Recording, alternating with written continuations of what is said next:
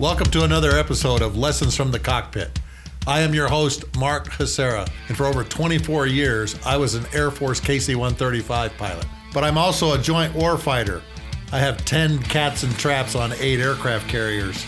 And I'm the author of the book, Tanker Pilot, Lessons from the Cockpit, where our podcast gets its name. Flying is described as long periods of boredom interrupted by short, intermittent periods of extreme terror. On the Lessons from the Cockpit show, we debrief some of the most intriguing and fascinating pilots, aircrew members, maintainers, and general aviation enthusiasts from all over the world. The guests on our show tell the most incredible stories, but more importantly, what did they learn from it? And how did this change them or change the way that they do things in these extraordinary and extreme military, commercial, and private flying operation? This exploration gives our listeners practical advice on how does the aviation world work and expands critical thinking skills and expertise both in the air and on the ground. Many of the stories that you're going to hear on the Lessons from the Cockpit show have never been told before. You are hearing them for the very first time.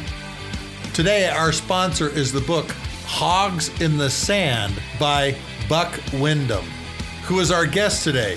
Buck flew A-10s in the first Gulf War, and he's here going to talk about his experiences flying the A-10, the gun that the thing has, and walking up and down the highway of death after the war. So, grab an adult beverage of your choice, sit down, strap in, and let's begin the Lessons from the Cockpit show with Buck Wyndham, hog pilot in Desert Storm. Buck Wyndham, welcome to the Lessons from the Cockpit show. Great to see you, Mark. Thanks for having me. Really great to be here. Oh, it's great to have you on. And this episode is sponsored by Hogs in the Sand by Buck Wyndham, a great book that all of you need to go out and buy, because you are put in the cockpit with Buck Wyndham and his hog. Well, single seater, so you get to virtually ride along. I really wish there had been a two-seater to take people along sometimes, but not really. I enjoyed my single seat. That's a very interesting point. Tell everyone what happens when you go through Hog RTU. Well, it's surprisingly straightforward. Systems classes, a little bit of weapons employment stuff at first. You go out one fine day with your instructor. You climb up in the cockpit. He follows you up, you strap in, he watches you. While he's standing there on the ladder, you start the engines, do your flight control checks, and then he gives you the thumbs up, you shut down, and you go back inside. The next fine day, you go out, and this time, he doesn't follow you out to your airplane, he just goes over to his airplane. And you start up, run through your flight control checks, and you taxi out. And he follows you, do your first takeoff, and he's talking to you the whole time. He's on a FM radio, talking to you, saying things like, okay, rotate a little more. There you go. Hold it.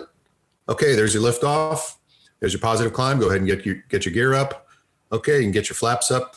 And the whole flight is conducted like that. He just follows you around. The plane flies like an airplane, so it's not a huge deal. It seems like a big deal because first solo being your first flight, but really it flies like an airplane. You can do it. Anybody can do it who's a pilot, who's graduated from pilot training. The hard part comes later when you start doing all the weapons employment and learning how to use this thing as a weapon. And that's where it becomes a workload and a challenge, a good challenge. And it's just a wonderful, wonderful airplane to fly. Took great care of me over my brief time flying it. I miss it dearly. Oh, don't we all, Buck? You know that, don't we all? The one thing about the A-10 is that big freaking massive gun. Talk to us about the gun a little bit so that our listeners understand what the term brrrr means.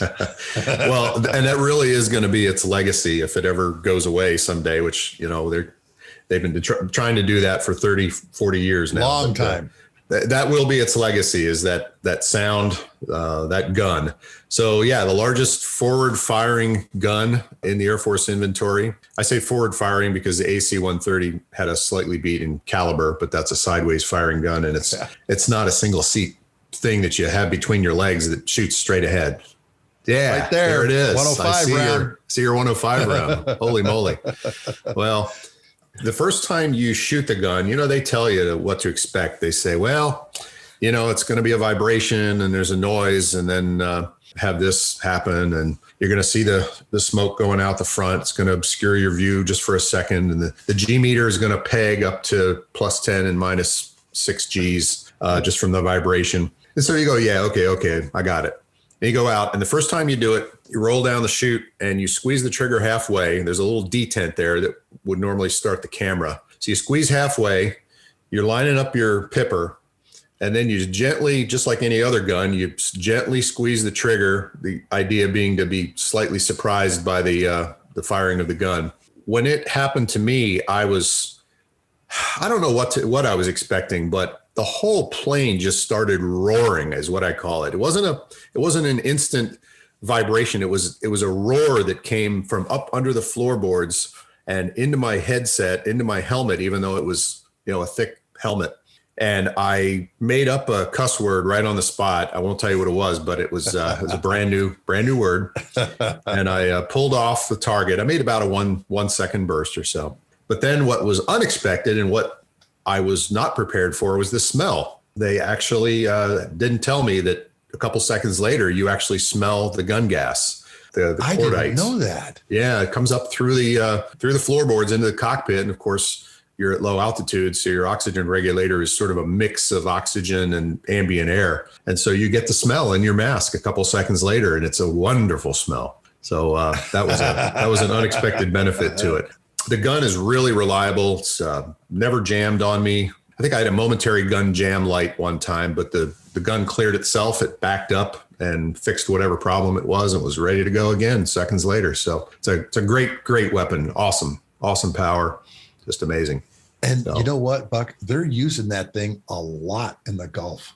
Absolutely. I remember seeing the Skullbangers up in Idaho. Yeah. Had come back, and one of the jets, they said, had fired something like 309,000 rounds in their 6-month deployment. Wow. And there's That's this amazing. picture of one of their jets upside down, and there's just this black streak down the belly of the jet. I remember seeing that picture. Going, oh my gosh. It's the way it should be.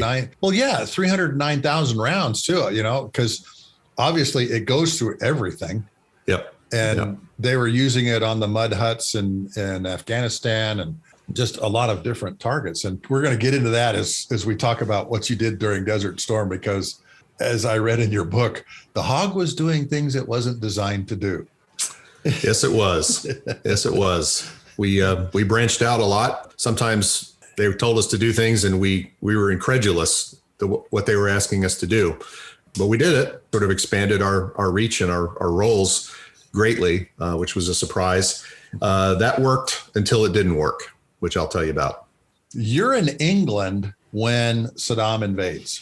Yeah, I was actually physically in Alaska on a 1 month TDY with the Barksdale Reserve Unit, doing what they call a bore swap. And I was up there just having a good old time flying around Alaska. And Saddam Hussein invaded Kuwait, took it on as his 19th province. And the world said, no, this is not going to happen.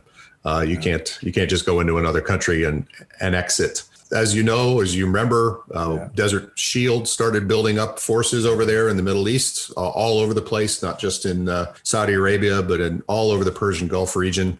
We had Navy and Air Force and Marine and Army supplies rolling in there.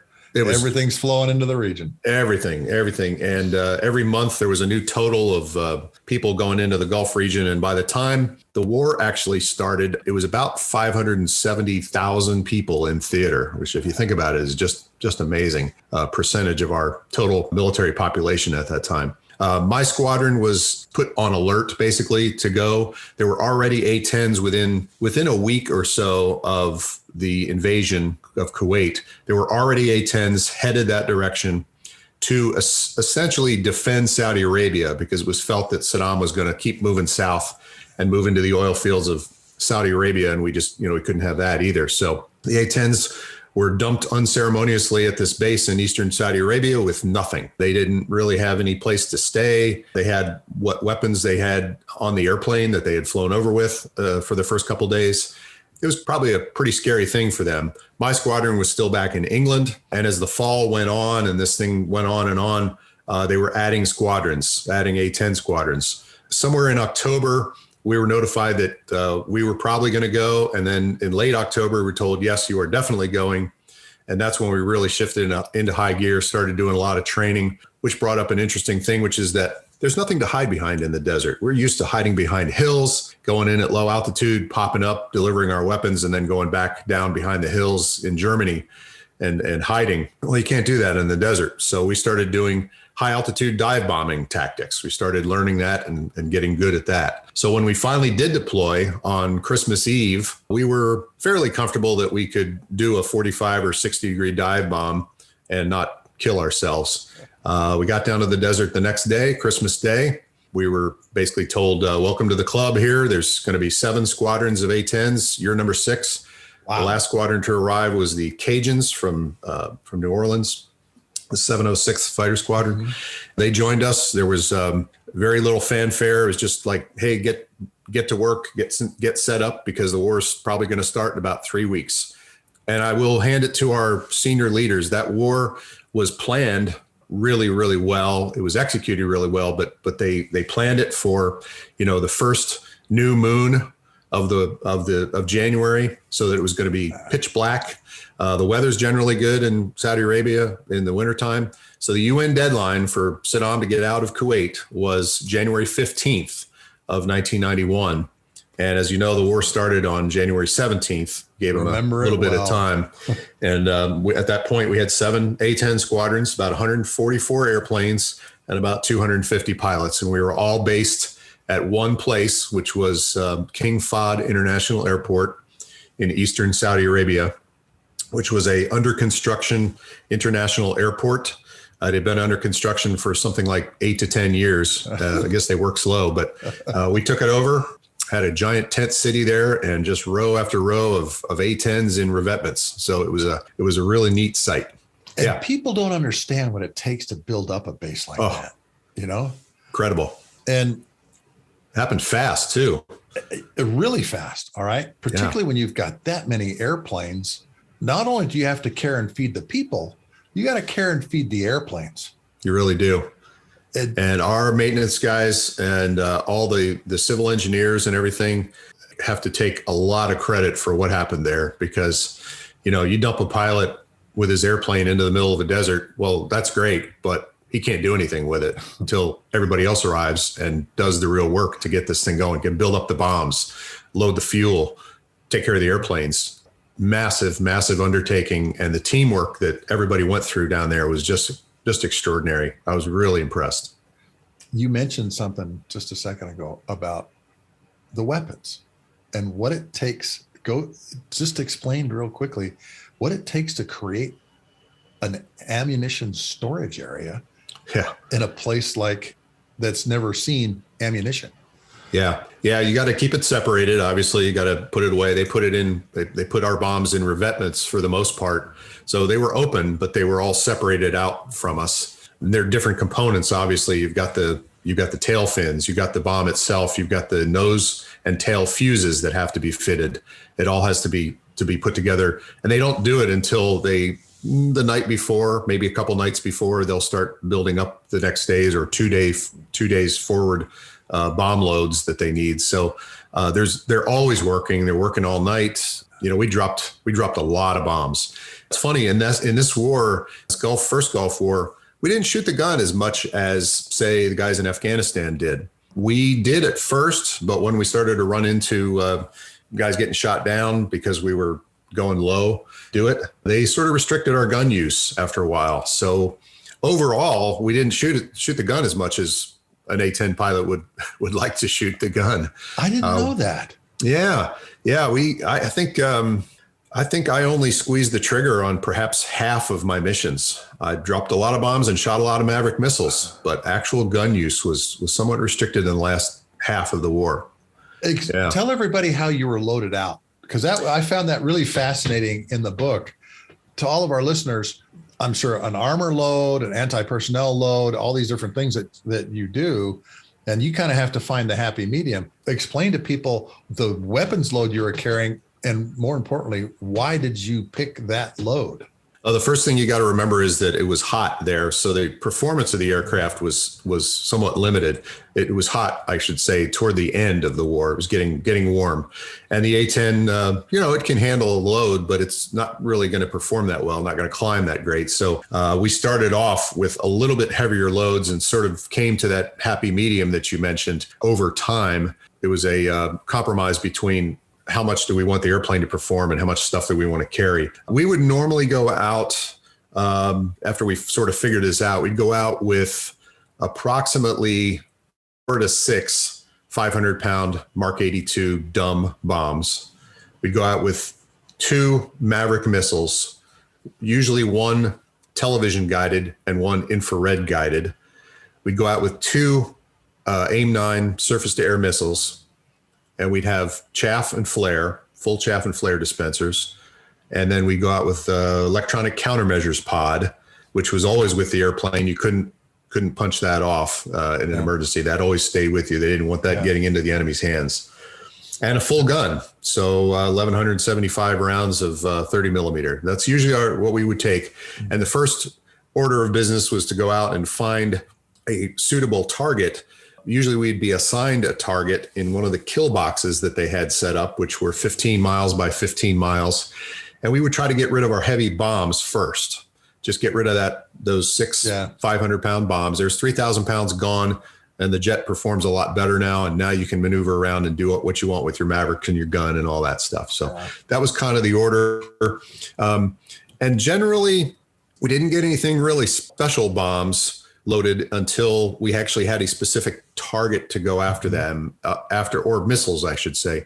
Like there's certain types of Mavericks that were better for certain targets. They might load a bunch of those on, maybe 4 on, if you were specifically targeted against something that needed that. So there was a little variation. We'd do some cluster bombs, combined effects munitions. Did quite a few bombs. A lot of those were from the Vietnam era, and they had a little problem where they would stick together. The shell was made up of 3 parts that would separate and let these little bomblets out. And these things were from Vietnam, so they were kind of rusty. And I'll never forget the day out on the flight line, seeing a weapons guy standing on top of a stack of cluster bombs with a hammer, a steel hammer, hammering on the bombs to try to loosen them up, because we were having some failures to open and they wanted to eliminate that. And that was their way of doing it. So as you can imagine, we all kind of walked away slowly looking over our shoulder. Yeah. When we saw that. Those were the old Su-30 cans and things like that, weren't they? I don't remember what the actual cans were with the called. Little baseballs in them. Yeah. CBU 57s is the main one that we dropped. Yeah. That we used on SAM sites and things like that during the Vietnam War. Right. Jeez. You guys rarely carried that triple launcher for the Mavericks, did you? No, we had those, but we generally just put 2 Mavericks on there. They found that it was much more reliable that way. They had problems carrying 3, and it was also just a big heavy load. So just two on each. High drag really load. Yeah, very much. A lot of drag on 3. Yeah. So as the 15th rolls around, we're rolling into the 17th. Everybody knows we're getting ready to go to war. Mm-hmm. And you go out and you fly your first mission, and just talk about your first mission, at the opening of Desert Storm. Yeah, we were given a predetermined target area, but not a predetermined target. They said, you're going up to the Marine Central area, which was basically Kuwait. I was late taking off because of a mechanical issue with my airplane. The liquid oxygen had leaked out overnight for some reason. And so they gave me a spare. So I stepped out to the jet a couple hours late. We headed up to Kuwait. It was now daylight. It's supposed to be taken off pre-dawn, but now it's daylight. So we showed up at the border and made contact with a forward air controller, believe it or not, in an OV-10 Bronco, a Marine guy. And he's out there ahead of us in Kuwait, down at 8,000 feet, circling around. Actually, I think he was at 6,000 feet, circling around. He called us in and said, "Yeah, not much going on right now. I got some targets for you." And we were like, Okay. We were all hyped up. I mean, here we go, crossing the border into bad guy land for the very first time. Yeah. First day of the war. A-10 has never been in combat before. So we don't know what's going to happen. We just don't know. And I think that was actually a good thing that we were ignorant about it, because, if you think about it too much, or if you have too many war stories to listen to before you do it, you get a little nervous. But we were just kind of dumb and ready for anything. Went in there. He fired a couple of Willie Pete rockets, the white phosphorus rockets, at a target that he wanted us to hit, which was an artillery position with a radar van in the center.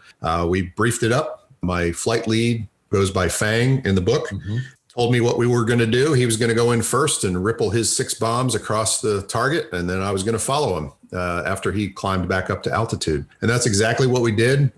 He rolled in. I watched his bombs go off and tear up a couple of the artillery units there, pieces. And then I rolled in and had my first experience with time dilation, where everything slows down and you're able to really focus on every individual second of the bombing pass. This was to happen to me many, many more times during the war. I really haven't experienced it much since then, so I can only guess that that's what happens when you're greatly under stress. But it was to become a fixture of my wartime experience. Was almost every bomb pass took what felt like hours. So dropped mine, rippled my bombs across the radar van and across one of the other guns, pulled off successfully. Didn't get shot at that first time. Shot out a little later in the mission, just some random AAA fire that we saw. Tried to go hit another target with a Navy SEAL on the beach in Kuwait, who was vectoring us in to shoot some missiles at this artillery spotting position. Got shot at again just a little bit. Again, not real close to us, but enough to make us go, maybe we better get out of here. So we went home. 2.5-hour mission, and landed, kissed the ground, and then we went in and debriefed. And that's when the crap hit the fan. We kind of realized, wow, we are flying. We were down at 6,000 feet. We're rolling in and pickling our bombs at 3,500 feet. We are right in the heart of the threat envelope. We better rethink this. I think a lot of people had that little come to Jesus thing that first day, and we sort of rethought our tactics and moved it up a little bit on day 2 and subsequently. So that was my first mission. It was just one mission on the first day. Later on, we were regularly doing 3 missions a day. That was kind of our thing. We would fly the first mission up to Iraq or Kuwait, and then go to one of our forward operating bases called KKMC, King Khalid Military City, refuel, rearm, go fly a second mission, go back to KKMC, third mission, and then back home to King Fahd International Airport. That was our routine. We would fly generally 2 days out of 3. Third day, you'd be working some additional duties, working the ops desk or the mission planning cell or whatever they had you doing. So that was kind of our routine, and we settled into it. Things went along for a number of weeks. The weather was pretty bad. We didn't get a lot done for about a week and a half. Yeah, and then we started being able to actually do our job. And that's when it got really rewarding, but a little scary too. That's when we started having some losses. So yeah, that was my first mission. That's kind of what it was like. And I remember mine, the things that I felt, the things that I was thinking, and, I'm just in the tanker, but I'm refueling the first Weasel package going into Baghdad. So it's a really important refueling mission. Tight timing. Matter of fact, I just interviewed the mission commander that I was refueling on Tuesday. It was just fascinating to hear him feeling kind of the same emotions. And it's interesting how your first combat mission affects people different ways. Mm-hmm. My co-pilot goes, cool. My navigator was very emotional. My boom operator didn't say a word. I just said, starts tonight. And they just, and that's how they reacted. What was your reaction? My reaction was, please don't let me screw up. That? Boy, you got that right. Don't let me screw this up. I've been a religious man my entire life, member of the LDS Church. Obviously spent a little time on my knees, protect me tonight, protect my crew, protect all of us. As we got closer to the border, the MiGs reacted. Task Force Normandy was doing its thing. The helicopters attacking that one EWGCI site, and things just went crazy after that with MiG calls over the radio and everything. But we kept pushing forward. his number 4 guy wasn't getting gas. It wasn't going into his tanks. And so we got to the NDR point. And I just said, we're going to keep pushing. And we dropped him off just a couple miles from their fence checkpoint. But that's what we were supposed to do. And I remember very distinctly, Buck, saying, watching these guys all pass underneath us now, heading north, saying to my crew, we got to get home. This is going to be on CNN. Right. And we beat feet for home. It was kind of a euphoric feeling when you, even on the way home, we saw all these red rotating beacons going the other way, which was an incredible sight. And we're heading the opposite direction. I remember this euphoric feeling of, man, we survived. We're here. We lived through this. And it was, well, shoot, if I can live through that, I can live through any other mission after that. Yep. Isn't it interesting how people, even though they respond in different ways, it seems that everybody who experiences combat gets religion. I don't know if, nobody gets converted maybe, but everybody sort of faces the existential nature of their life. And what's the old saying there? There are no atheists in foxholes, I guess is the old saying. Yeah. That's really true. I mean, everybody, even the most, uninterested in religion guy in my squadron was talking about, wow, I got down and kind of looked up at the heavens when I got home and said, thanks. Yeah. Oh, very interesting. The crazy thing that happened was, of course, we get back to our hooch and we're watching CNN. The guy that I interviewed Tuesday was the mission commander, shows up on CNN. Okay. His wing commander, and he tells this story, was going to make him like the media guy. And so he's explaining what's going on, and he still has the mask thing around his face, the mask imprint around his face. And he's talking about went in, big light show, all these different things. And my boom operator comes into the living room and goes, hey, the phone call's for you. And I thought, okay, well, it's what we're going to do tonight, our next mission or anything like that. And he goes, no, it's your dad. And I go, excuse me? It's your dad on the phone. And I go and I pick up the phone and I go, Captain Nasera, may I help you, sir, ma'am? You never go out of that military mode. And sure enough, it's my dad. Hey, Holy son, cow. how you doing? Valerie, my wife, gave me your phone number. I just thought I'd call, see how you're feeling, how you're doing. I said, oh, Dad, I wish I could talk to you about some of the things that we just experienced last night. Yeah. After the war, I'll do that. My dad and I were really tight, really tight. I love my mom to death, but I always went to my dad when I had things I wanted to talk about. Wow. And that was a great thing that happened to me after my first mission. Our mission was intense because we had MiG calls in front of us. Medicis airfield in front of us goes active with MiG-29s flying out of it. There's that famous video from the F-111 that shows the MiG going down the runway, the Fulcrum going down the runway, and then the bomb hitting right behind him. The guerrillas, the F-15 guys, take a bunch of those guys out. I mean, it was really an intense mission. And it was just good to hear my dad's voice. It was very calming. And you know what? By my fourth or fifth mission, it became routine. I don't mean to say that I let my guard down. It was just, now I know what to expect. Yep. I wasn't scared. I wasn't frightened at all. I had some frightening things happen to us, but we handled it. I'm sure you guys went through the same thing. After your first mission, you fly a couple missions and you're like going, okay, I can do this now. I was far more scared on my third, fourth, fifth missions than I was on my first couple. I think it was just ignorance on the first mission. I didn't know what to expect, so I was completely open to anything. When I started to think about it and realize what this was going to be like for the next who knows how long, that's when I started to lose a little bit of sleep, to get a twitch in my eyelid and some other things. We had certain guys in my squadron who were affected more than others. Everybody had different things they went through, but I started having nightmares. That was the big thing I had. And that was an indication that my brain was trying to get rid of some dark, gooey things at night. And that lasted for a few weeks. And then one day I just suddenly came back from a mission. I realized I had not been scared the whole mission. I felt confident. I felt good about what I was doing. I was not afraid to die.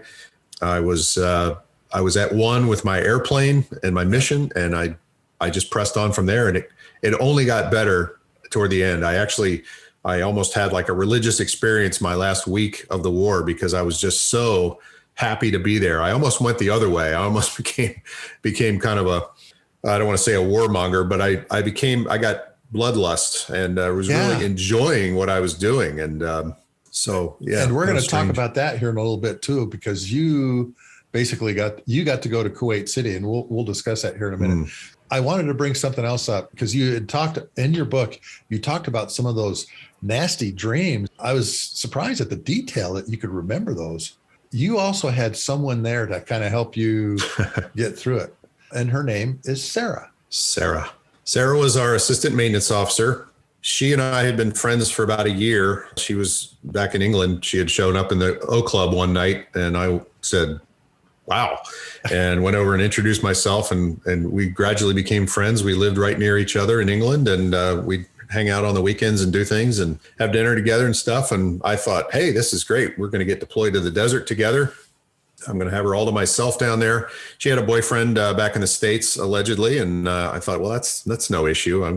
I got her right here. I'm taking her to the desert. And yeah, we went down there together, and I chased her around for the whole time we were down there. We hung out as much as we could there in the desert, which was not easy. It's a busy base with no privacy and no, just lots of people, lots of things going on, plus the nerves and the war going on. It's not easy to be a good suitor, if you will. I really struggled with ways to to do that because I was going through my own demons at the time. But she was very helpful to me. She kept my mind sort of focused on other things away from the war at times, and that was great. I really enjoyed her company there, and I don't know how it would have been without her there. Very unique. Nobody else had a girlfriend, if you will, or a significant other or somebody they were chasing. Everybody else's wives or girlfriend were back home in England. I felt very lucky to have my love interest right there with me. So that was good. People don't understand what kind of fantastic support that is just when you see that person's face. Yes. And sometimes all it takes is you may be on opposite ends of the chow hall, and you'll look at each other, and all of a sudden there is I don't know how to say this, a calm and a peace that comes over you as you both look at each other and just smile. Yep. And that's kind of achieved by the only other way we could do it, like with your dad calling up. We had a phone tent. It was very important for everybody to, make their weekly calls home if they could, even if it was for just 5 minutes, and connect. You hang around the guys in the squadron and them, but they're going through their own demons. They're not going to be necessarily your deep psychological support network. They're dealing with things. Everybody's expected to be doing their jobs. They're great friends, they're great buddies, and I'd do anything for them. But I don't know that I could tell any of them that I was having nightmares. Yeah, and probably didn't want to. No, particularly because during this whole time period, the one person we feared on base was the flight surgeon. I'll just say it up front, okay? That hasn't changed. Yeah, that hasn't changed. In combat, the one person you fear, the one person that is your best friend, but the one person you fear at the same time is the flight surgeon. Yeah, right. Hold your career over his head. Yeah, because they'll, how are you doing? What are you taking? Are you getting enough sleep? Asking all these kind of personal questions. Because I was kind of having some of the same kind of things in the middle of the night. I'd have some of these, crazy mixed up dreams that I'd wake up and you'd be awake for like an hour. And then finally, your alarm would go off and you go, well, geez, I got 4 hours of sleep tonight. And that was the last thing you wanted the flight surgeon to hear, Absolutely. We had Guard and Reserve units at Jeddah. So we had some doctors that were very knowledgeable, had been flight surgeons for a long period of time, and they were great, great people. I can remember one conversation with them saying, how are you doing? You get enough sleep, all that kind of stuff. Oh, yeah, doc. I'm doing good, doc. And then just kind of keep moving. The A-10 during this time period begins doing a lot of missions it really isn't designed to do. And there's one of them I want to talk to you about specifically, and that was the Great Scud Hunt. Yes. Saddam Hussein began launching Scud missiles from two different locations in Iraq. The western area where he was launching them. He was launching them toward Tel Aviv, and that was really upsetting the Israelis. Of course, they were getting a Scud missile every night. That was starting to really piss them off. He was also launching from the eastern part of the theater at us, down in the eastern part of Saudi Arabia. So every night, right around 10:15 as it happened, they would launch at least a couple of Scuds our way. So we would have alarm red sirens going off every night, and a lot of times during the day too, with inbound Scud missiles. And those are nasty things that, you know, weren't really accurate, so you never know where they were going to hit. So you're always wondering, geez, I wonder where this thing's going to land. So out in Western Saudi, or out in Western Iraq, I should say, were these mobile launchers that were launching these Scuds at Israel. It was imperative that Israel not enter the war. It was felt that that was going to dissolve our coalition, going to piss off all our Arab partners in this war. And so the president and the State Department and everything decided we got to stop these Scud launches. Among other things, they sent out A-10s. They sent a little contingent of 6 A-10s at a time out to a little air base in Western Saudi Arabia called Al Jouf. We call it Al Juf, but the Saudis call it Al Jouf. And it's a single runway, long runway, municipal airport out there. We took it over, made it a base, and that was the home of the special operators. The SAS, British SAS were out there, as well as a bunch of Army guys, U.S. Army guys, and the A-10s. There were some interesting helicopters out there. And basically that is where the Scud hunt was conducted from. Our A-10s were on call. We would launch every day and go up there and try to find Scuds. That was our primary mission, just hunting Scuds. And we had 55,000 square miles of area, very unencumbered by a lot of the rules of combat, not rules of combat, but the rules of the airspace and communications and all that stuff that were going on in the eastern part of the theater. So it was like a big turkey shoot free for all kind of thing. It was an A-10 hog driver's dream out there.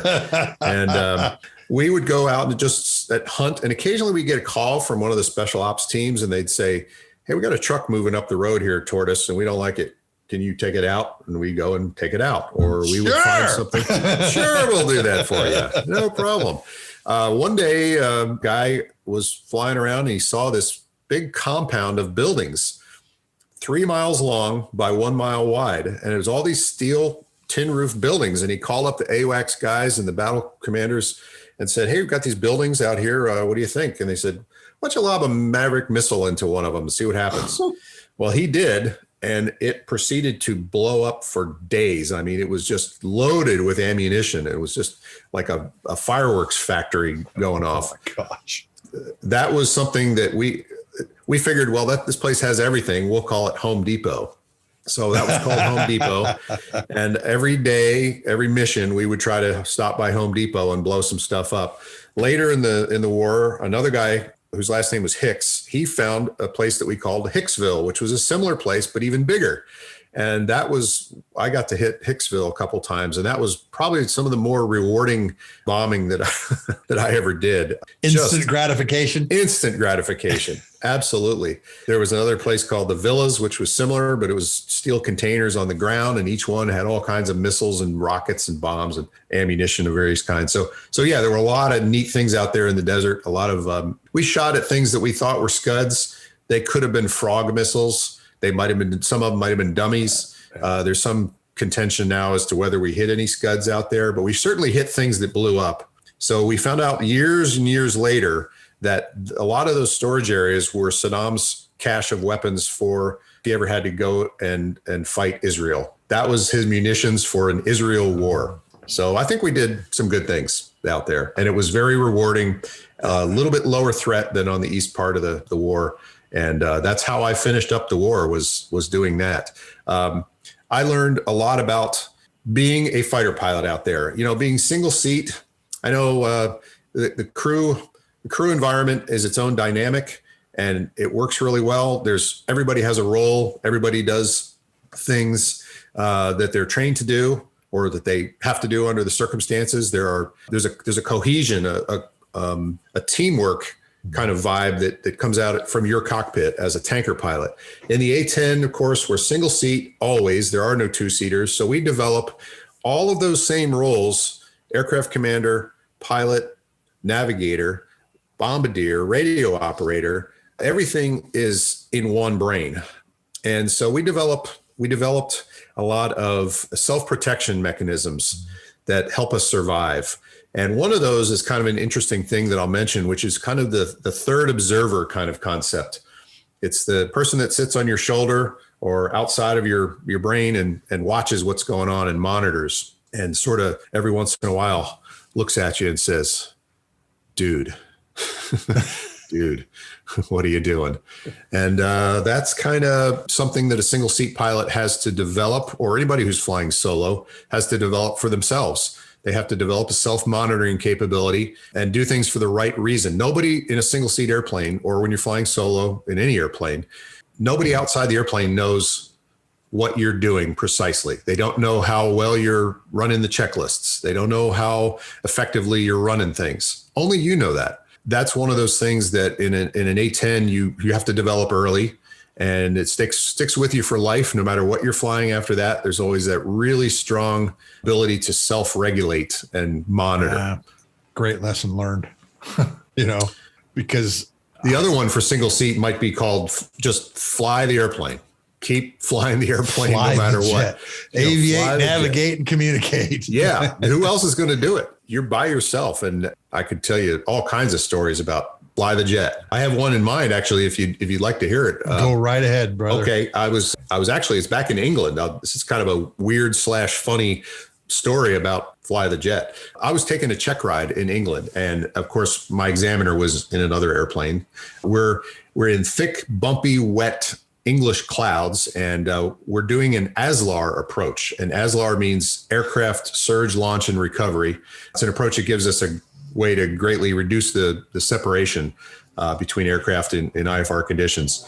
And we would fly the initial part of the approach in formation, a fairly high speed. And then at a predetermined point about 8 miles from the runway, the lead would transmit the word drag over the radio. And the wingman would put his speed brakes out, slow down below gear speed, configure, and then slow down to his final approach speed. And the leader would do all the same things except a mile or so later. So now you got this separation of about 6,000 feet. And you could touch down on the same runway about 6,000 feet apart. So on this particular day, the weather for my check ride was, well, it stunk at our home base. Typical English weather, as they say. Typical English weather. Yeah. The first 2 weeks I lived in England, it was beautiful blue skies. And I thought, this isn't bad over here. And then I never saw the sun again for 3 years. So here I am flying this thing, and the approach went fine. And we got to the drag point. I glanced over at my examiner's airplane. I gave the drag command on the radio, and my examiner, instead of extending his speed brakes, he put the gear down instead, which we were about 40 knots over gear speed. Oh, no. So I watched him immediately disappear to the murky clouds behind me. And he was cussing like a sailor on the FM radio that we use between airplanes. Mm-hmm. As it turns out, he was not only cussing because of his gear error, but he'd also discovered that his primary attitude indicator had just rolled over and died. So now he's got this big deceleration going, which is disorienting enough, even on a good day. And now he got a huge case of spatial disorientation. So now it basically almost made him lose control of the airplane from what I found out later. He managed to transition to his little tiny standby attitude indicator, but he's yelling about how he didn't know if it was right or not.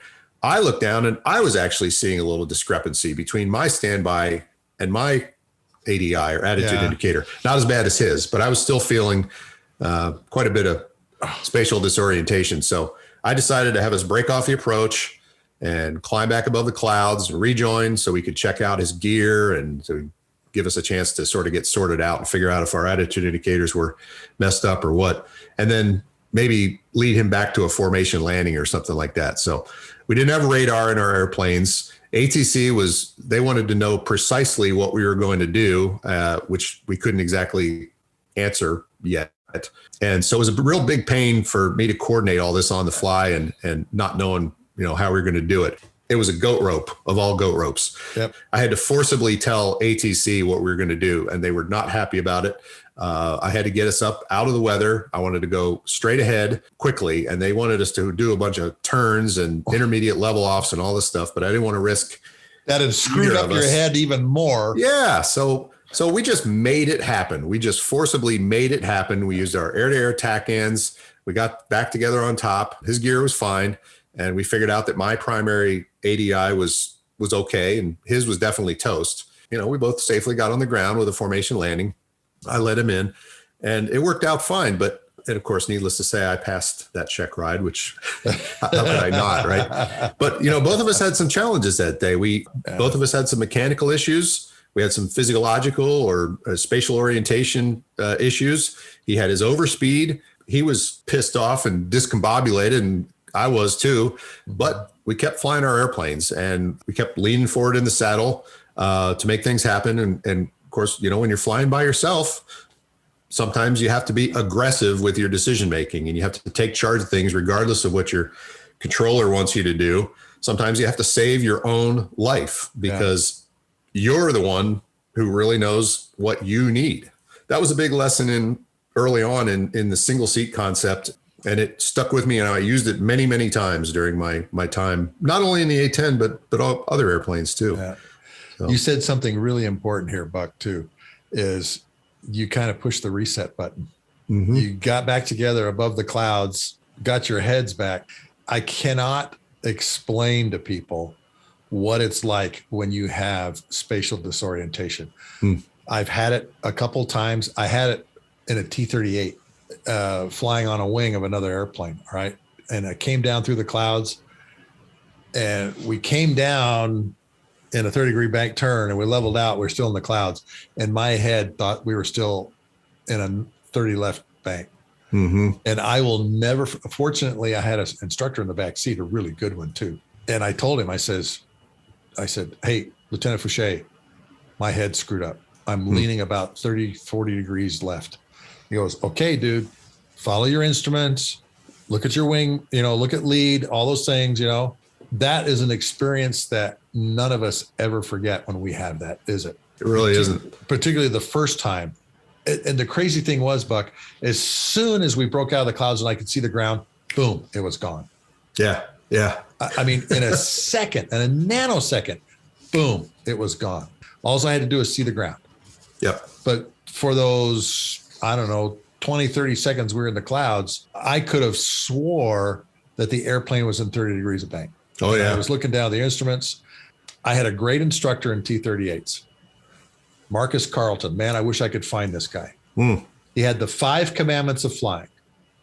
Rule number 1, fly the jet, which you just talked about. Rule number 2, instruments are your friend. Mm-hmm. Rule number 3, trim is like breathing. All right. Rule number 4, radio calls do not generate lift, which was really closely tied to number 5. Above all else, sound cool on the radio. There you go. There you go. Those were his 5 commandments. He had them on a sign behind it. Oh, I love it. And he would lean back in his chair, turn in his chair. He says, okay, which one did you violate today? You know, normally it was fly the jet, but every once in a while it was radio calls don't generate lift. But, you know, I'll never forget that, fly the jet, and being that's screwed up in the head. Yep. And thinking to myself, okay, trust your instruments. And like you said, hit that reset button. Go to a place that everything's familiar, get your head caged, and then you dive back in again. Yep. Yep. Great life lesson learned there. All right. It is. It is. I had an instructor with similar rules, but I didn't actually write his down. I've sort of come up with my own over the years, but his were something like that. But he did have one that was a little bit controversial, I remember. And it was something like, play by the rules, but be prepared to break them. I mean, I get it. There are times when to a UPT or a training environment, I think that was thought of as a little bit radical. And we didn't talk about that one much. Well, let's talk about some of the radical things you got to do in the Hog, because I remember seeing close air support, seed deed, battlefield air interdiction, all of these things lined up behind the Hog. And talk about that for just a minute, that this was really a war where you guys were doing things that this airplane was not designed to do. Yeah, we started off just doing our normal We really weren't going to do close air support for a while because this was an air war for the first 5 weeks. We knew it was just going to be us going in there every day. The Army was just holding back, most of them holding back until the ground war started. So we didn't do close air support. We were doing, bombing right along the border at first. That worked out well. We're going 10, 15 miles deep, maybe. That was okay. So we started to go 25 miles deep. They started tasking us against some deeper and deeper targets. And then we started going against the Republican Guards, which were the really well-trained and well-equipped Iraqi guys that were 60 miles deep. And we started doing that. And that was a surprise. We made it work. Then they started sending us against things like SAM sites. For gosh sakes, now we're doing wild weasels type stuff. Yeah. So after a while, we started, we carried cargo. We actually carried mail from one of our forward operating bases. During combat missions, we had mail stuffed into the inside of our airplane in some of the panels. Oh, geez. We did reconnaissance missions. We were observation tasks that they had us doing. Of course, this wild weasel crazy stuff they had us doing. Eventually, we started talking about the A-10 as the CRFO-A-10G. So cargo, reconnaissance, once we had our first air-to-air kill, we added the F for fighter. So yeah, CRFO-A-10G was what we ended up with. We had 2 air-to-air kills there. That was, both of them were helicopters. And Bob Swain shot down the first one. And then a few weeks later, a buddy in my squadron, Todd Shanghai, shot one down. I call him Yogi in the book. Everybody in my book had their names changed to protect the innocent from a lot of things. Yeah, we were doing all these things successfully, and like I alluded to before, it all worked really well until it didn't. And at some point, we reached a place in our operations where we were doing such outrageous things. We were hundreds, out west. In the case of out in the western part of Saudi, of Iraq, we were literally 165 to 170 miles deep, 45 minutes flying time deep in enemy territory with no place to go but south to get to friendly land. So that's pretty dramatic. And then we were in areas where, the Iraqis had their really well-trained guys shooting things at us, the finest Soviet equipment that they had. They were the 4th largest standing army trained by the Russians. And a lot of the times they didn't shoot stuff very effectively, but then all of a sudden on one particular day, and we lost a few guys here and there to stray rounds and things and SAMs, but on the 15th of February, suddenly, I guess the Iraqis got the word to just barrage fire SAMs and AAA at us. I don't know what made them change their tactics, but it was scary for us and it was effective. And I was sent out with my flight lead to a kill box that was up near the Republican Guard. It was way north. We arrived at the box and the forward air controller who was there in an OA-10 said, "Hey guys, I've already got a couple guys here. Why don't you move a couple kill boxes over to the east?" Okay. We left and went over to the east, north of Kuwait City, and did our thing and I got my butt handed to me by just barrage fire air-to-air, AAA.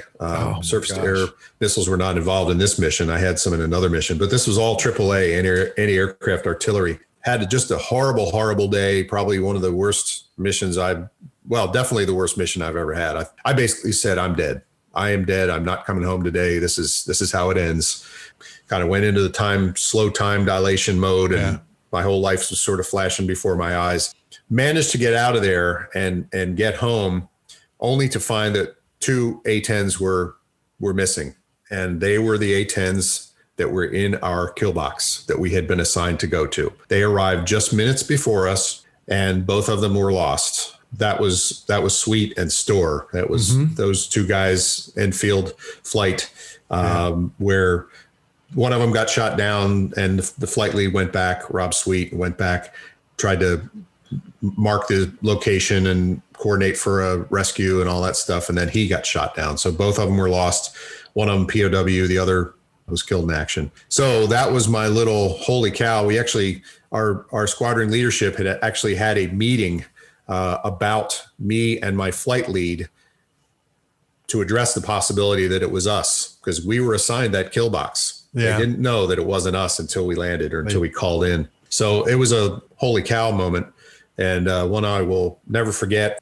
And those guys are, they're my heroes, because they paid a big price for it, for what I almost had to do. And I'm glad it wasn't me, but I also know that it could have been me very, very easily. So Rob Sweet and Steve Phillis. Steve Phillis was the one that was shot down. Rob Sweet was the one that was POW. Yeah. Rob Sweet is still with us. He became a very high time A-10 pilot, and he's still out there. He just retired, I believe, a year ago or so.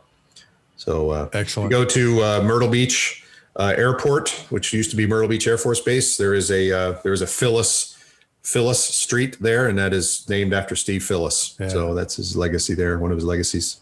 And he was a great A-10 pilot. He was. He was one of those guys in your community that very, very well respected. I know he was a weapons school guy. High time, yep. Yeah, high time guy. And he was one of the, for lack of a better term, aces of your community. And it was a big loss when SIF went down. One of the other guys, that went down was Dale Storr. He was the first one we lost, and he went in and nobody saw they just saw his airplane go into the desert. There was no parachute, no beacon, no, nothing. So we assumed he was gone. We didn't, in fact, his squadron had a memorial service for him. We all gave him up for dead. And then 4 days after the war ended, we're sitting there watching CNN, which was the only channel we could get on our little satellite. There's a bus in Baghdad. There he is. He's wearing this big orange jumpsuit, and it was like he came back from the dead. It was the most incredible thing. Wow. I've had experience with that in my life. I have an uncle that got shot down in his first mission over Vietnam in 1965. Yeah. And his wingman said, there's no way he lived. Airplane blown in half and went in down low. And my aunt got a letter from him from Hanoi Hilton in 1969, 4 years later. That's how we found out he was alive. Wow. That's how we found out he was alive. So I understand what that's like. All of a sudden you see a guy on a bus and you go, oh my gosh, Yeah. Because I remember we stayed up late that night, watched my uncle get off the bus at Travis Air Force Base. And there he was. My mom, man, it's my mom's younger brother. And she let out this big scream seeing him on TV. And he was there for 7 years. Oh my gosh. 7 years. Yeah. Can't even imagine. Our guys were in captivity for, 3 weeks. Yeah. They were treated really poorly, but I can't imagine what must have been going through their heads, because this was the first war we'd had since Vietnam. And the only thing they had to compare it with was, in fact, those guys that stayed for 7 years at the Hanoi Hilton. Yeah. So were they in the prison that got hit by one of our bombs? Some of them were. Yeah, I believe Rob Sweet actually tells a story about how the place got bombed on his last day or two there. And that's how they knew that things were going to change soon, because the whole place was coming down around him. That's right. He's got this big hole in his wall, but he doesn't leave because he's in downtown Baghdad. Yeah, I remember that story. Yeah. I remember that story. So that's incredible. You fly all kinds of missions during the war, and obviously the war kind of starts winding down. And, toward the end, we have the big highway of death. Mm-hmm. And you happen to be one of those guys who got to go to Kuwait City. You give a great rendition of this in your book, but for my listeners who don't have your book yet, why don't you give us a little background on what happened, who you were with, and what you saw on your excursion into Kuwait City? They told us the night before, they said, hey, we got another little trip tomorrow. They'd been doing these for a couple of days. We were escorted by some Army guys. They said, anybody want to go up to Kuwait? I said, yeah, I'd love to go up to Kuwait. Shoot. So it was about 6 or 7 pilots, 2 or 3 maintenance / weapons guys. I'm not sure. And then we had an Army liaison officer. Our squadron Army liaison officer took us up there along with a couple of other Army guys that he knew. And they were kind of, they're escorting a bunch of fighter pilots up into a war zone with all kinds of munitions laying around. So of course they had to babysit us on the way up there. They gave us this briefing that said, don't touch anything, don't take anything, stay in our footsteps. Don't be wandering out in the desert. There's all kinds of stuff out there. So we did. we humbly accepted that they were the experts in this kind of thing. We got in our Chevy Suburban and we drove north, and we headed up across the border from Saudi into Kuwait.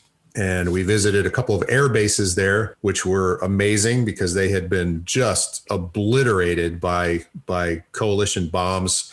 You know, a bunch of I-2000s dropped into these hardened aircraft shelters and blowing up whatever was inside. These huge multi-ton doors, concrete doors blown off these shelters and blown a couple 100 feet across the ramp. That Everything must have inside been amazing incinerated. to see, Oh yeah. Buck. It's the power of our air power is just amazing. Well, and remember, Horner is showing all of these bomb drops every night. Okay. It's cool to see the video of the F-111s and the bombs hitting the thing and everything like that. But you got to see the effects up close and personal. Yeah. All right. And you talk about this in your book, going into one of the hardened aircraft shelters. Talk about that for just a second and what you saw. Yeah, well, we went into several where there was wreckage of airplanes, but we came across this one shelter that honestly it looked like something from a Michael Bay film where the biggest explosion ever. Apparently this bomb had gone in to this hardened aircraft shelter through 6 feet of concrete and reinforced, concrete. It ignited a cache of ammunition that was inside of this place. So we went into this hardened aircraft shelter, which I can't really say we went in it. We went into the rubble of it and we walked down into a crater, a smoking crater, still smoking. We were 20 feet below ground level looking at this rubble, and the blast fragments went out a quarter mile from this thing. The people that saw it when they were flying over it said it was just blowing up for days. That was the first thing that I saw that was the holy cow moment. Then we started going around and noticing the precision of the bombs that had gone through these hardened aircraft shelters. There was nothing else hit except these hardened aircraft shelters. Everything else was fine. Taxiways were fine. The Brits tended to destroy the runways with their little anti-runway munitions that they had. 233s. Yeah. Exactly, the 233s. And those do a really great job. You think about, well, how are you going to close a runway? Well, you just put a bunch of craters. You just break up the concrete. That's all you really have to do. And boy, those things did a great job. Yeah. The effects of this precision bombing, it was new. It was something we knew. We were in the Air Force. We knew what bombs can do. We knew what precision guided munitions can do. But here you are looking at it going, wow. Yeah. The rest of the world into the windows. The rest of the world certainly didn't know. And you're getting to see this for the first time. So yeah, then we kept driving, and our Army guy said, we're coming up on the highway of death. We vaguely knew what that was. We'd heard about the final day of the war, the F-18s and the Hornets. The Harriers and the A-10s and some F-16s were involved, and even some helicopters were involved. Everybody had shown up to this turkey shoot, which was the retreating Iraqi forces going from Kuwait City back to Baghdad with a whole bunch of stolen booty. They had decided that, okay, this is just about over. This war is, we're getting out of here. Let's just grab anything of value that we can grab. So they looted every store in Kuwait City. They took stereo equipment. They took clothing, furniture, the vehicles themselves. Whatever they could get their hands on, whether it was a car that they hotwired or whether it was a tank, they just started driving north in this big convoy. A couple of Hornet guys put the first bombs in the beginning and the end of this big group of vehicles, right at a narrow pass in these two little hills where once you stop the first guy, there's no getting around him. And you really can't drive out in the sand because you're going to get stuck, which a lot of people did when the bombs started going off. And then they got on the radio and said, hey, we got these vehicles. Anybody that wants to participate better get up here to these coordinates. It's like a hog pilot's dream. Well, I'll tell you, it was really lucky that we didn't have a midair that night, from what I understand. Just everybody was going in there, just launching stuff. It ended up being just the most devastating, awful scene that you can imagine. We came up driving up this highway, just a normal highway, and all of a sudden we came around a corner and there is a corridor of death. There are thousands of vehicles scattered, not along the road, but also out into the sand. They're blown up. They're upside down. They run up on top of each other. And we drove up through it. I guess the Army Corps of Engineers had been in there with a bulldozer and just made a single lane up through the center of it. So we drove up through the center.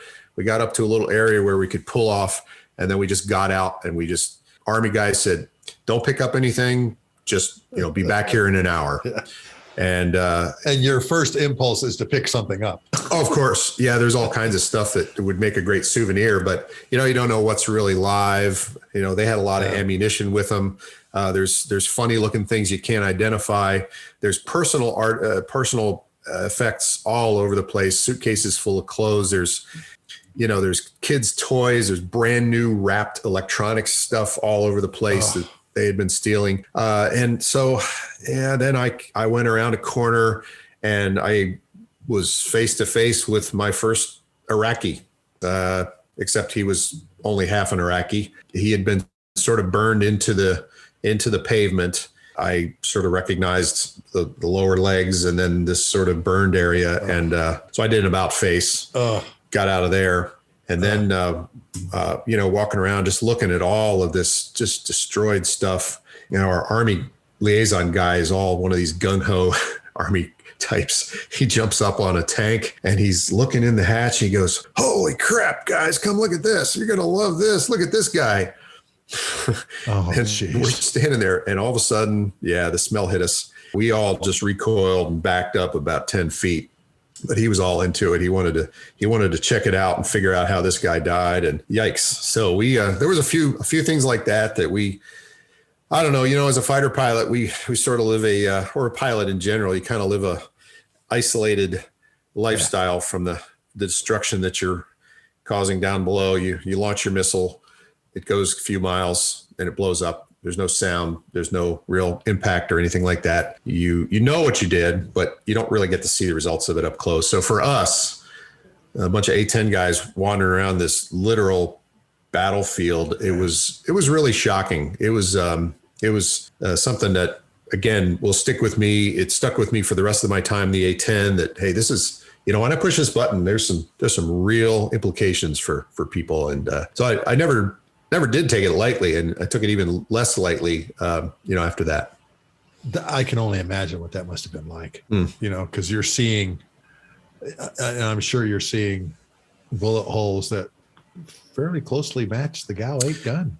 We did see a tank that was sitting along the road, not at this location, but previously in the day. We stopped. It was one of the first tanks we had encountered, and we said, I wonder what killed this tank.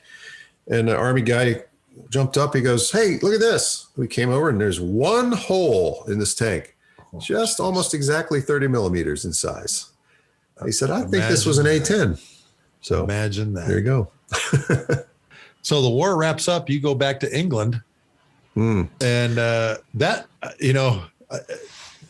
and I got to tell all of our listeners, when the A-10s deploy, we're down low, we're going slow because you can't go very fast. And particularly, I'm sure on your deployment down, you're all loaded out, aren't you? Because you don't know what you're going into.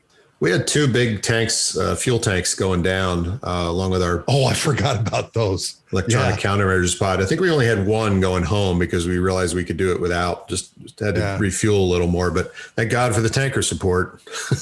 Yeah, well, that was our job. And, I was going west. Everybody else was going east. I was stationed at Kadena at the time. Valerie was pregnant with Ryan, my oldest boy. Our daughter, Rachel, was born at Pease before we left. So I actually got to come home on the 1st of February. So I didn't fly through the whole war. Of course, when you get home, everybody wants to ask you questions about this and that and the other. 2/3 of the questions you can't answer because of classification, But we stopped in Utapao, Thailand, which was wonderful. It was a wonderful night there to relax. And then the Kadena the next day. You got to stop at Sigonella. Probably should have been for a little longer. Base. Oh, yeah. Man, I could find all kinds of things wrong with my airplane at Sigonella. I think we just wanted to get home at this point. And that was interesting. The ride to our hotel with an Italian driver, probably the most dangerous part of our whole week. That was a little crazy. Having been to Italy many times, even with my wife and my son, I took my 15-year-old son out of school and we homeschooled him in Europe for 80 days in 10 countries. And we literally went down the entire boot of Italy. We started in Vicenza, Venice, Florence, Rome, Naples, Pompeii, and then turned around, went back to Perugia, which is their chocolate capital for nice. Easter and everything. And man, you are taking your life in your hands on the autostrada. Yep. On the autostrada, man, people are going by you twice the speed of sound, and the wrecks are spectacular. Yeah, very much like Saudi, actually. Saudis have a reckless disregard for their own lives, I think, when they're driving. It's amazing. And the millions of Datsun King Cab trucks that they have there. Yes. White and orange Datsun King Cab trucks. And the fact that they don't clean up after accidents. They just push the cars off to the side. And so you're driving along and you think, oh my gosh, there's an accident. Well, it's been there for months. Yeah. And, yeah, that's right. You get back to England and the base is closing. Yeah, we got You're word on the that, BRAC list. Yeah, they were basically pulling A-10s out of theater. Peace had started breaking out all over Europe, especially later that year when the Soviet Union dissolved. The wall had already come down in 89, and so there was really no need for us in Europe anymore. NATO was released us. So our squadron and the other A-10 squadrons in England were gradually dissolved over the course of the next year. And we were all sent to different assignments. And I tried to get an F-117 assignment. I had 550 hours in the A-10, so I didn't have enough time to do that. So they said, "Hey, you want to go to Texas and fly a T-38?" I said, "Yes, please." And absolutely. Yeah. So I did that and went to Del Rio, Texas by the sea, taught there for a couple of years, and then went to Randolph Air Force Base and taught the schoolhouse there, taught people how to be instructors in the T-38, which was a blast. Got some unique opportunities to go fly with the Navy, got to fly a Hornet with the Navy on a little exchange deal that they had. So that was kind of fun. It wasn't a full tour, but it was, I made the mistake of letting my squadron commander know that I could write. He decided to get me in on this joint program where the Air Force and the Navy were both using the T-6 Texan II at this point for primary training. Mm-hmm. And they were starting to do it together at common bases. And they wanted to see how far they could take this concept. So, we can do primary training. Can we do advanced training? So they sent me off to the Navy to kind of watch and learn and listen and write a report on joint training, the possibilities for joint training. So when all of us got back from our little excursion with the Navy and the Navy guys got back from the Air Force, we all said the same thing. Not only no, but heck no. We really can't do it any further than primary. My brother-in-law went through Pensacola as an Air Force guy. Went through Pensacola and then went up to Vance, to the T1s. And sure enough, he had some trouble in a certain area. And when they went back and looked, he came from this joint training thing. They found, he's got a hole right here that he hasn't been taught. No wonder he didn't do so well in this phase. And so showed him the Air Force way of doing things, I guess you could say. Yeah. And he made it through. He flew KC-135s just like I did. Wow. But, what was it like flying the Hornet? It was fun. I think it was not as much fun as the A-10. It had short legs.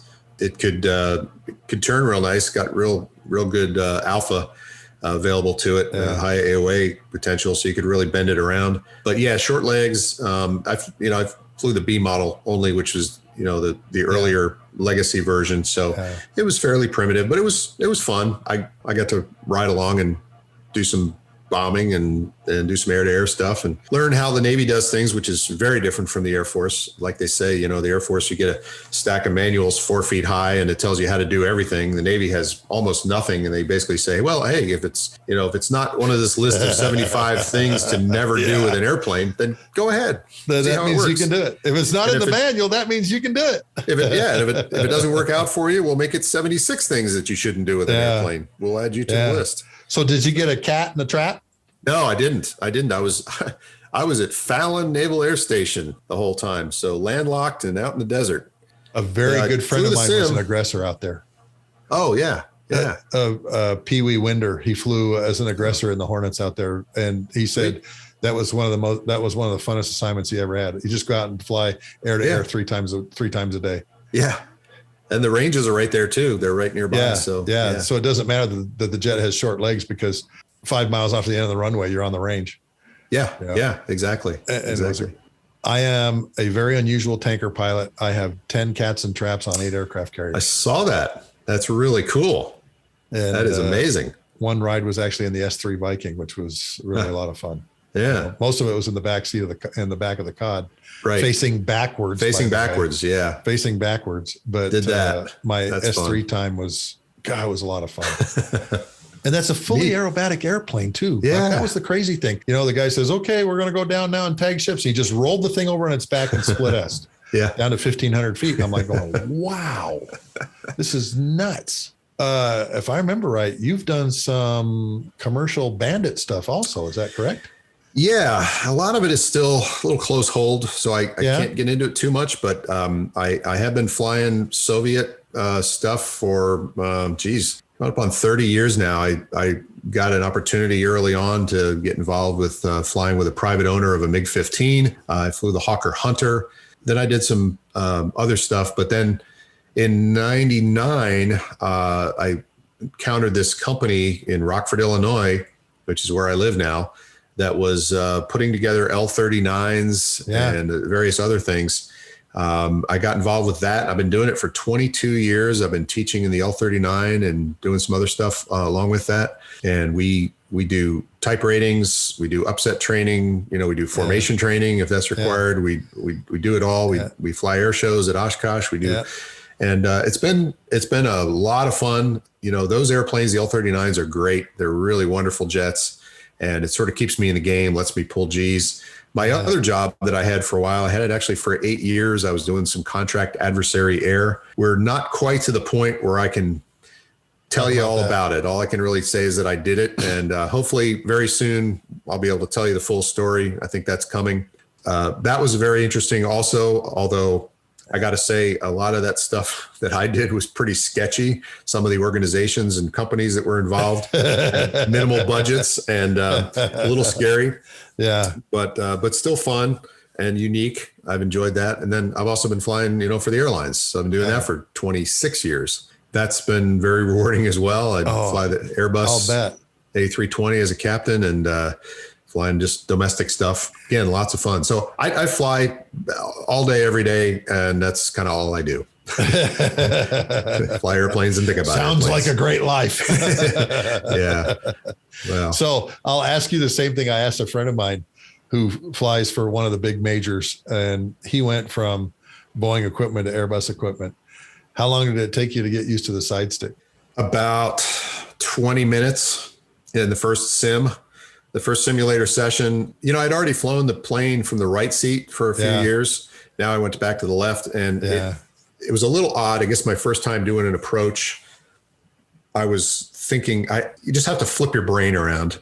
I know the first sim I was flying an approach, and I getting a little bit below the glide slope, so I pulled back with my right hand, but that was a throttle. That wasn't the right thing to do. So I went, oh, Jesus, my left hand. Okay. And after that, no problem whatsoever. It's an easy transition and a great airplane to fly. It's way bigger than a 737 cockpit. It's got a tray table, a side stick, flies great, flies like an airplane, really comfortable, good air conditioning. Well, I mean, what more do you want? I got to, during the tanker competition, I got to fly. I was down in Melbourne, Florida, and I got to fly the A330. Oh, neat. Tanker. Okay. Cool. It took me about 2 minutes to get used to flying with that side stick. I was at Nellis. You're a better pilot than me. Well, I don't know about that. We were flying in and out of Nellis, It was someplace I'd known because being in the weapons school, the tanker weapons school, standing up the tanker weapons school, I'd been there a lot. I'll never forget flying my first approach going, okay, well, let's see what this is like. And I'm like going, you know what?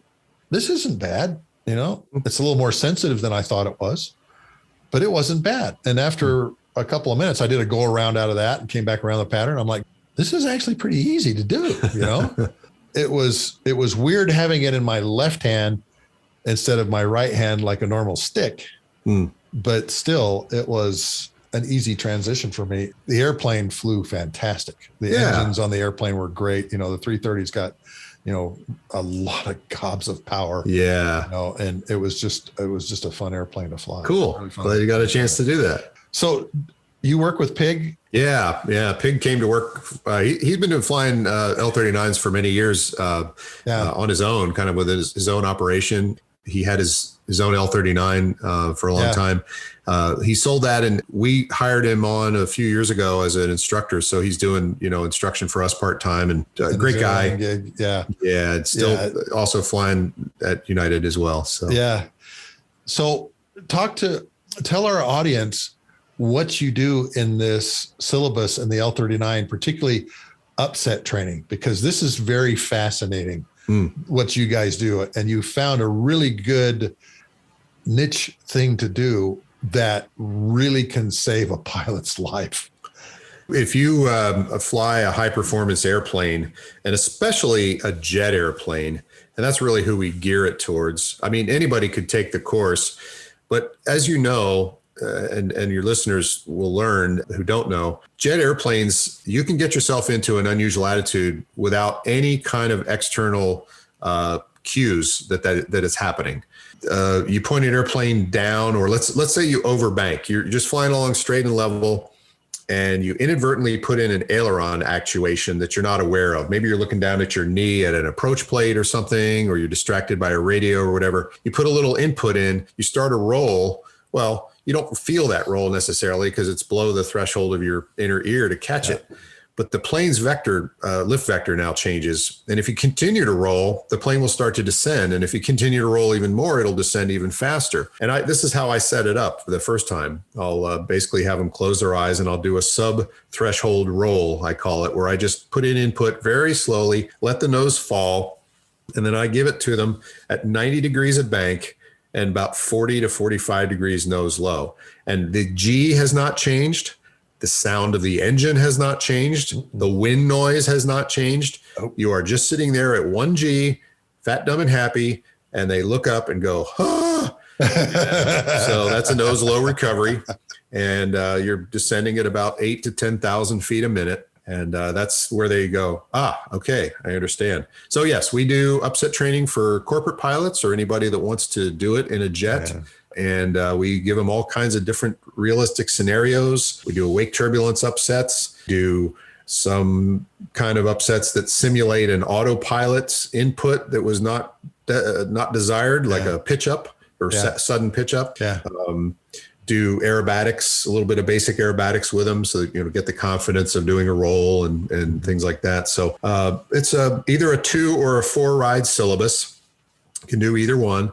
Depends on how deep into it you want to get. If we do the 4 ride one, the 4th ride is really an eye opener, because we'll put you vertical in both directions, up and down, and it's a little bit higher G, but it's still, we try to simulate a corporate or biz jet environment. So we try not to pull more than about 2.5 Gs for our recoveries. Yeah. And we try to make it sort of just a mechanical thing to recover if you're nose high versus nose low. And it's really fun. I enjoy teaching it, and people enjoy taking it. A lot of people who've never done it, they're a little bit nervous at first about it, but they figure out, you know what? I can control this airplane from any attitude, and it's not a problem. Yeah, I'm upside down, but the plane's got enough control to get me back upright again, and that's fine. Well, and you and I, through our whole entire Air Force careers, particularly in pilot training, we're used to being upside down. Mm-hmm. And this is one of the first things they taught us was unusual, as we used to say, unusable attitudes. Abusable attitudes. Unusable attitudes, all right? We used to do this in the simulator on our check rides in the KC-135. It was part of the check ride. You had to show the check pilot that even as a co-pilot, you knew how to get the tanker out of an unusable attitude. And it was always, usually roll wings level and pull. And we could only pull, less than 2 Gs, but still we had to do that. I know a lot of my private pilot friends who have never been in an unusual attitude. Yeah. And they're not taught how to do that until they come to a program like yours. And that's why I think your program is so significant, and not for just jet pilots, like you say, but other pilots, to learn how do you get an airplane out of a bad attitude.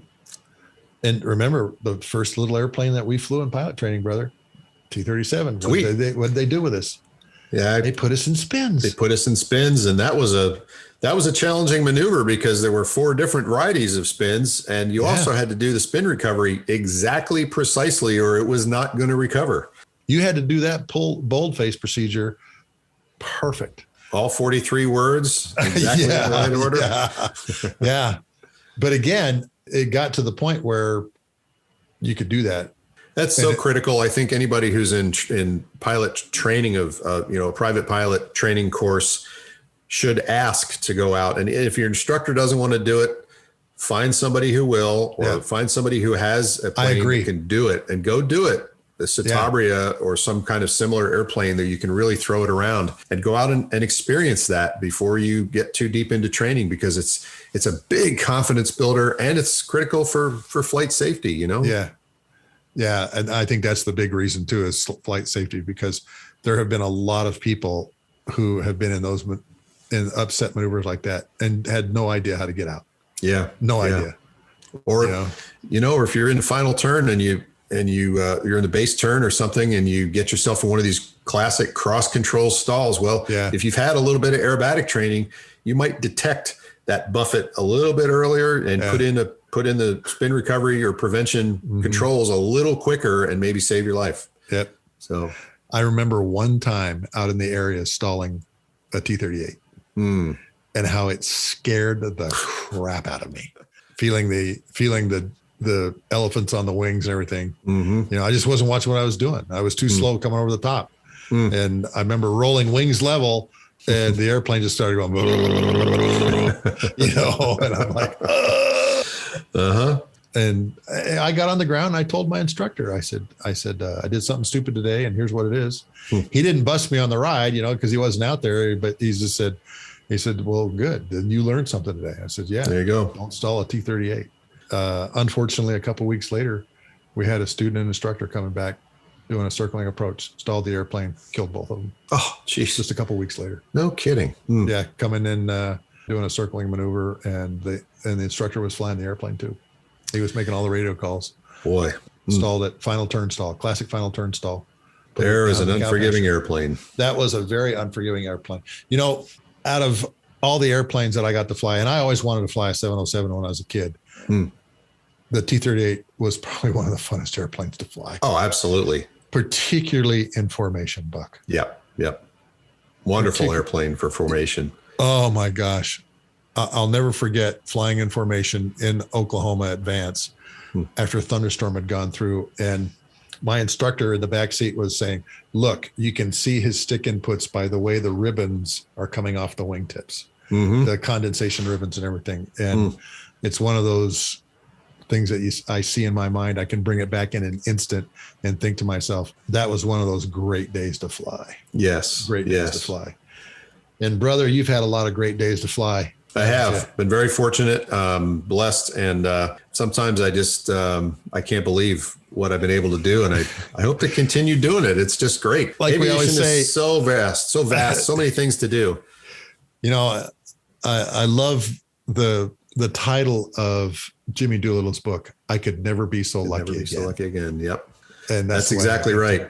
Could never be that lucky again. I would hope that the opportunities continue for people who are just starting now, that to be able to fly. And there's all kinds of cool stuff out now, not just the military, but there's just some neat stuff coming up. There's possibility of electric light airplanes. There's, just neat stuff coming up. So I think it's a great time to be getting into aviation.